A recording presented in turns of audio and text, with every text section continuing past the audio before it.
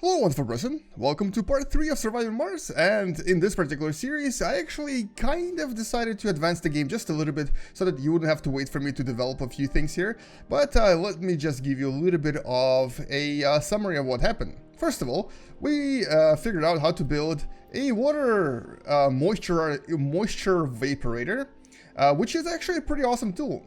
This is how it works. This is kind of like, if you ever watch Star Wars, this is what they had on several desert planets as well. But basically here, this thing right here has a big, almost like a ventilator sucking device in here that is absorbing a lot of atmosphere from the outside, and then using superheating actually creates vapor, and this vapor then creates liquid water. It's a pretty cool technique, and this then is transported into this water tower that I also built.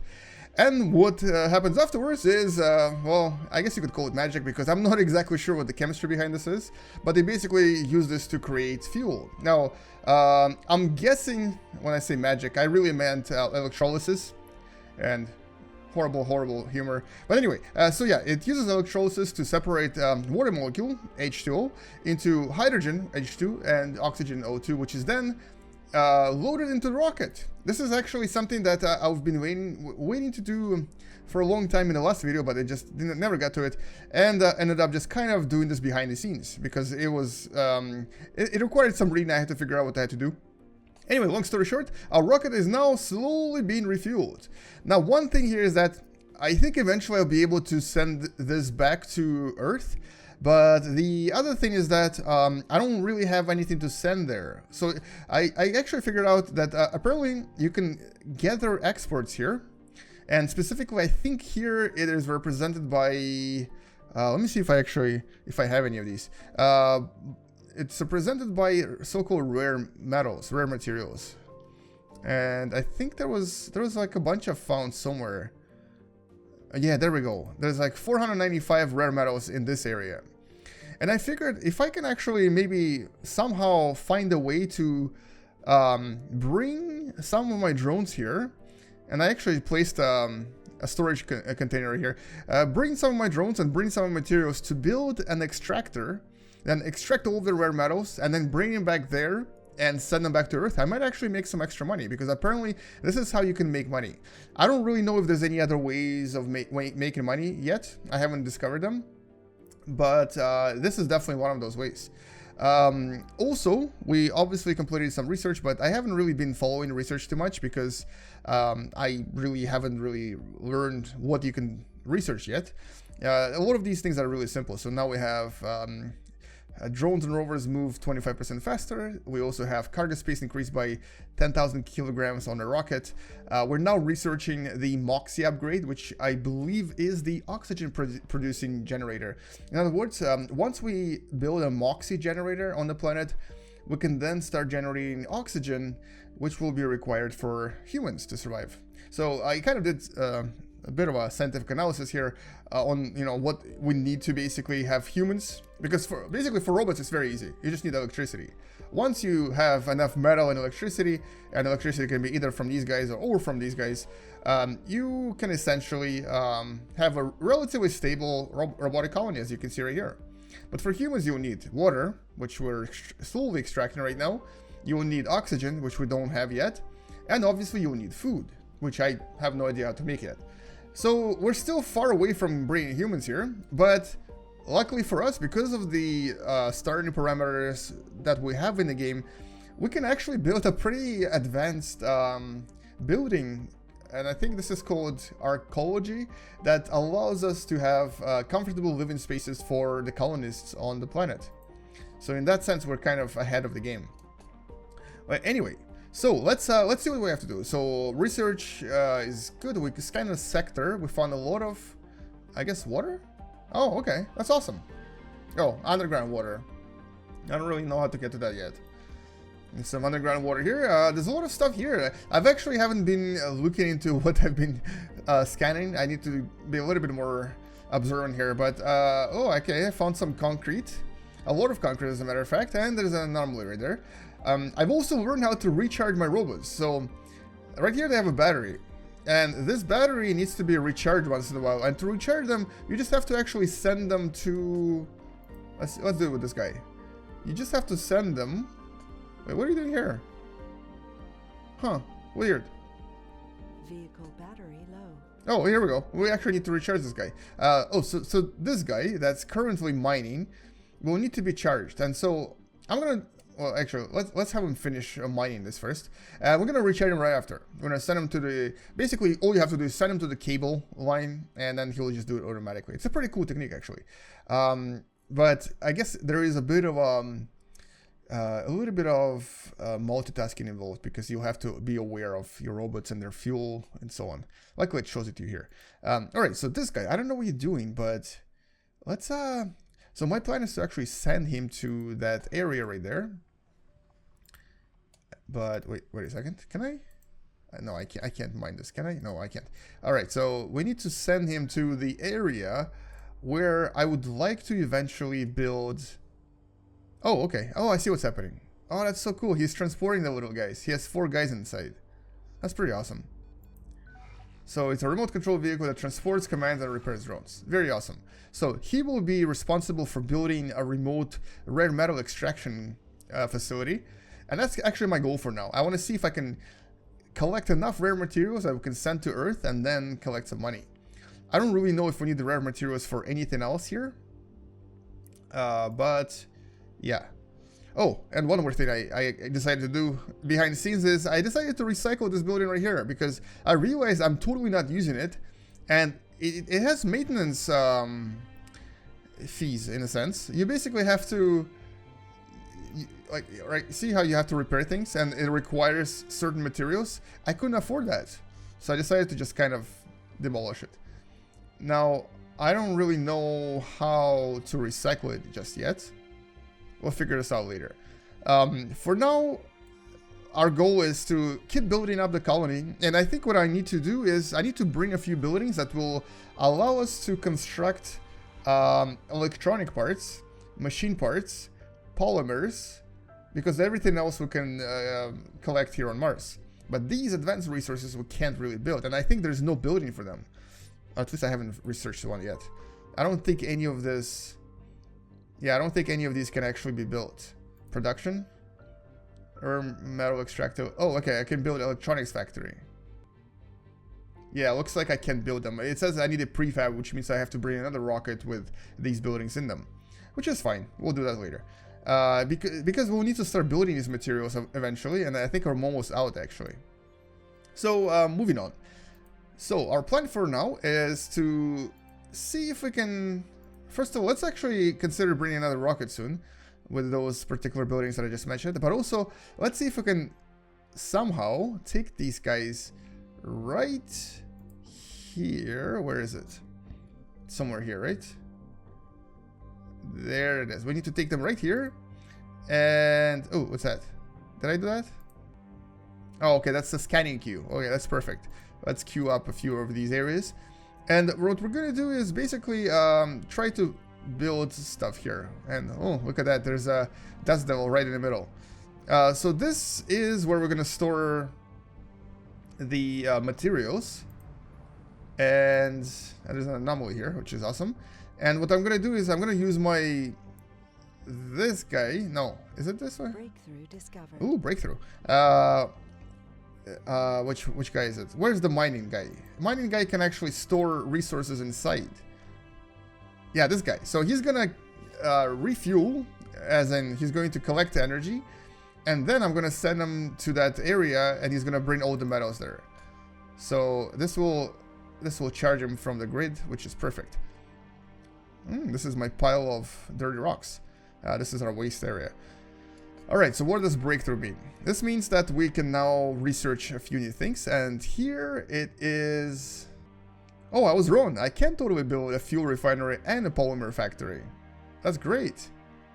But I think the people are required for those factories. Yeah, it looks like there's people requirement, which means that maybe I just can't build them yet. Oh, okay, I need this actually. This allows for clearing of salvaged and destroyed buildings. I have one of those. Then we have... an upgrade for our RC Transport and another upgrade for RC Explorer, which gives us more research, which I think I'm gonna do next. This is important. Okay, this increases production but also increases power consumption. That's not cool. And then we have these three, and all of these basically give upgrades to people living on the planet. We don't have any people, so we don't really need these yet. More applicants will start to appear on Earth. So I'm actually not here yet. I don't even need social research just yet. But this breakthrough allows us to... All spires can be ordered as prefabs from Earth. Okay.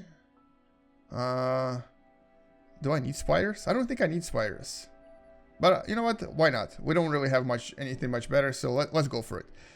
Alright, so let's just recharge this vehicle, send some of the materials to the area over there, and we're gonna try to build some things there. I'll also probably have to build a miniature power station in that location because we want to be able to support everything remotely. So we'll need to probably build like one or two, one of these, I think, and maybe a little battery or something. Although maybe battery is not actually required. So, so this is how the recharge works. This is actually a pretty cool technique. So it's essentially using the so-called remote charging. So it's inductive procedure here. So the way it would work is, and technically you're supposed to have a receiver and a sort of like an induction plate, but you can technically charge anything remotely. This is something that Nikola Tesla was talking about hundreds of years ago, or even more than 100 years ago. But essentially, if you have an electromagnetic inductor and a receiver on the other end, you can transfer energy remotely, and then this can basically charge itself pretty easily. It's not as efficient as cables, but it is, or it can be, quite efficient as well. So this is a remote transfer of energy, which is quite appropriate for, for a company that is technically based on SpaceX and that is always on the verge of discovering new electromagnetic technologies. And I mean, they have a car called Tesla, right? Anywho, so these guys need to be going to the area right here. So we're gonna load up those little guys, and it's going to go on a little adventure across the Martian desert to its new destination. This is pretty awesome. I love how this works. So he has like 4 little guys inside, and he's just basically sending them to a new area to build something new. It's a pretty cool technique. So now what we're gonna do is take our... Oh, he's almost charged. And he also has 19 metal. Is this going to be enough? Well, we're gonna have to do it with 19 for now. So we're going to unload our metal right here. Okay, that's not how you do it. This way.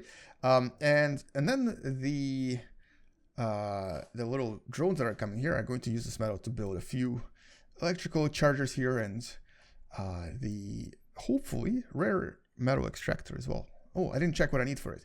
To extract metals, I need to have, oh wow, a lot of metal and a lot of machine parts. Okay, that's going to be, that's going to be difficult.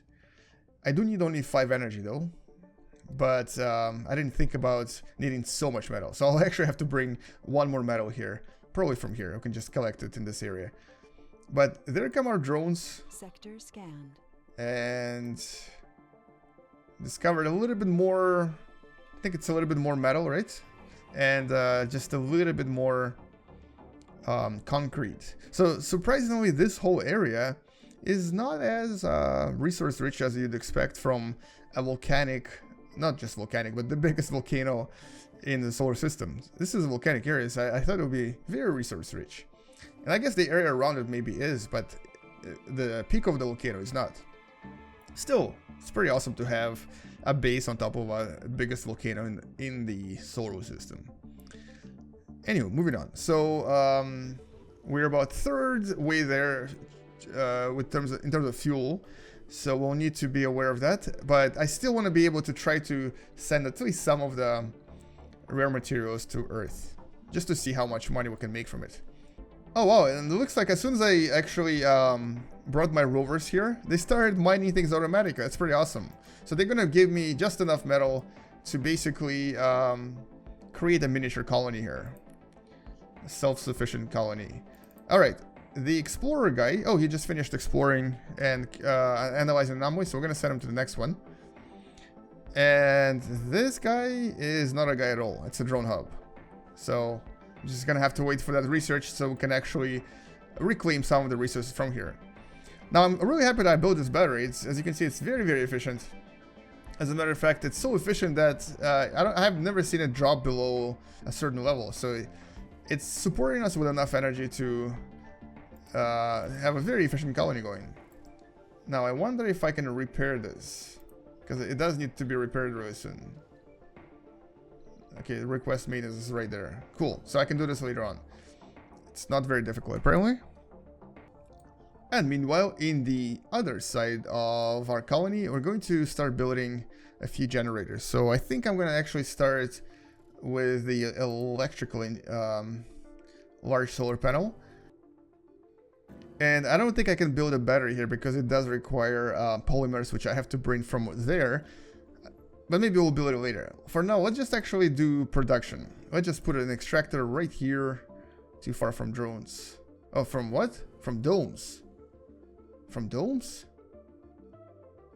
No. Are you telling me it needs people? Oh, this building requires colonists and it's too far from your domes. No, so it does require people. Alright, so it looks like until I bring people, this will be kind of useless. So that was a big waste of my time. I really should have read about this earlier. So the underground rare materials, rare metals, will never be extracted until we bring people here. That's horrible. Alright, so anywho, well, we don't really need this then, right? Oh, it's already almost finished. Just keep it, just leave it there, it's fine. We're gonna do this later, we'll need it eventually. For now though, I guess we can maybe try to find some rare materials on the surface somewhere. And also, I remember there was a tunnel I could build, and I think using this tunnel we can actually try to get to the other area. Well, it looks like I had to change my plans a little bit, so we're gonna focus on building Moxie now, which is going to be something that we need for sure, because we can really produce most of these things without people. Like, for example, to extract metals, to extract rare metals, to have polymer electronics factory, machine parts factory, fuel refinery. Okay, maybe not fuel refinery, but all of the other ones seem to be requiring people. And that means that I'm gonna have to build or start building an actual colony. We're gonna start with a dome, and then we're gonna put the other parts in there. Go and analyze this one. So here's what we're gonna do. Let's designate a location for the oxygen generator, and I think it's gonna be somewhere maybe in this area. I don't know why. It seems like a cool area to have a Moxie generator. So both of these seem to also require piping, so we're gonna put some pipes here. One from here to here. So this is the tank and the actual generator, and they will obviously require the this part, right? The power cables. So let's connect them with the power cable. I don't know if the tank needs it, but this guy will definitely need it. So here we go. This should be enough. Now we just wait for all of this to be constructed. And meanwhile, let's actually see if we need anything else. So we have the oxygen generator.